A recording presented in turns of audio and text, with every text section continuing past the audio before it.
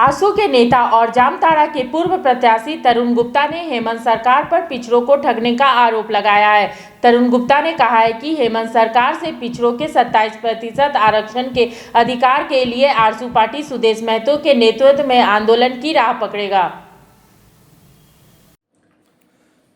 पिछड़ों को 27% आरक्षण देने की मांग को लेकर आजसू पार्टी हमेशा ही मुखर रही है। झारखंड में पिछड़ों को केवल 14% आरक्षण ही मिलता है और ऐसे में आजसू पार्टी लगातार सड़क से लेकर सदन तक लगातार विरोध करती रही है। झारखंड की हेमंत सोरेन सरकार सत्ता में आने के पहले 27% आरक्षण की मांग को लेकर जनता के बीच गई थी। पिछड़ों के वोट के कारण महागठबंधन की सरकार बनी, लेकिन राज्य की हेमंत सोरेन सरकार पिछड़ों को 27% आरक्षण देने के सवाल पर फिलहाल कोई कदम नहीं उठा पा रही है। इसे देखते हुए आजसू अब आंदोलन की रणनीति तैयार कर रही है। आजसू के नेता और जामताड़ा से पूर्व प्रत्याशी तरुण गुप्ता ने ये कहा है कि झारखंड में पिछड़ों को उनका हक दिलाने के लिए आजसू पार्टी सुदेश कुमार महतो के नेतृत्व में जोरदार आंदोलन करेगी। इस आंदोलन की शुरुआत पंचायत से लेकर जिला तक होगी और जिला के बाद पूरे राज्य स्तर में बड़ी पंचायत करके निश्चित रूप से पिछड़ों को उनका अधिकार दिलाया जाएगा। पिछड़ों को आरक्षण दिलाने के मुद्दे पर आजसू पार्टी लगातार संघर्ष करती रही है। सड़क से लेकर सदन तक उनका लगातार मुखर होना इस बात को दर्शाता है कि पिछड़ों की जो आबादी है उनको उनका अधिकार मिलना ही चाहिए। राज्य में 55% आबादी के साथ पिछड़ों की बड़ी आबादी है जिनको उनका अधिकार नहीं मिल रहा है। आजसू पार्टी इस अधिकार को दिलाने के लिए अब कृत संकल्पित होती हुई दिखाई दे रही है।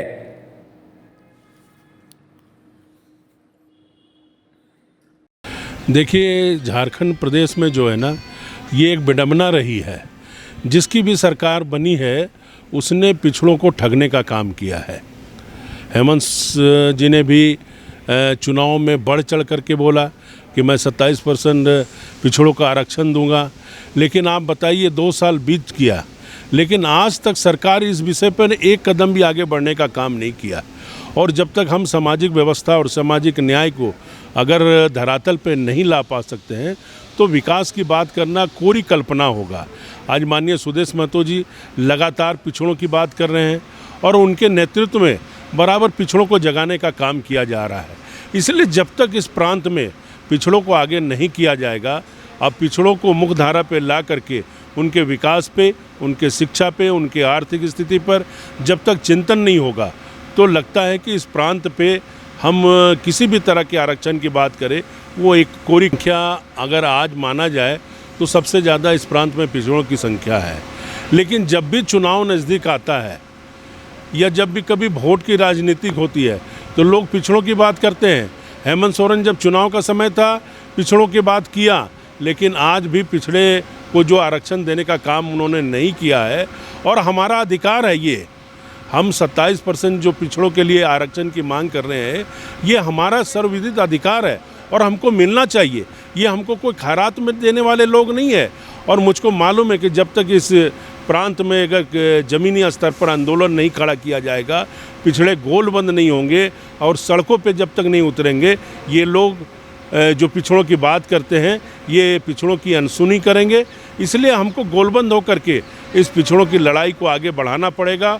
और सुदेश महतो जी ने जो सामाजिक न्याय के तहत इस व्यवस्था को आगे बढ़ाने का काम किया है, निश्चित तौर पे आने वाला समय हम सरकार से लड़ करके पिछड़ों के अधिकार के लिए 27% आरक्षण लेकर रहेंगे और इस अधिकार के लिए जो भी करना पड़ेगा उसको हम लोग करने का प्रयास करेंगे।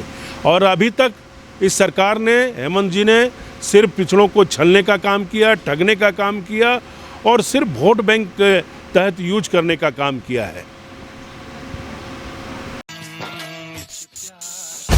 उस्ताद, आफत में पड़ी है जान। उस्ताद, उसके हाथ में तलवार है।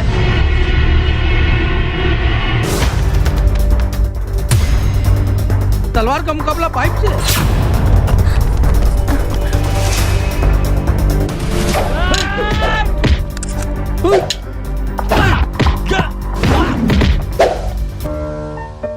अरे वाह, आप तो हीरो हो। हीरो मैं नहीं, ग्लाइको पाइप है।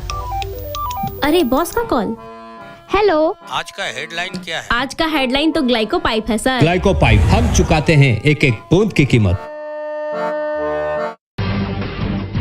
जब टूटती है आस, जब थकती है सांस, जब रूठते हैं अपने, मुंह मोड़ता है जमाना, जब अंगड़ाई लेता है संकल्प, फिर बनती है कहानी, बनते हैं अनमिट निशान।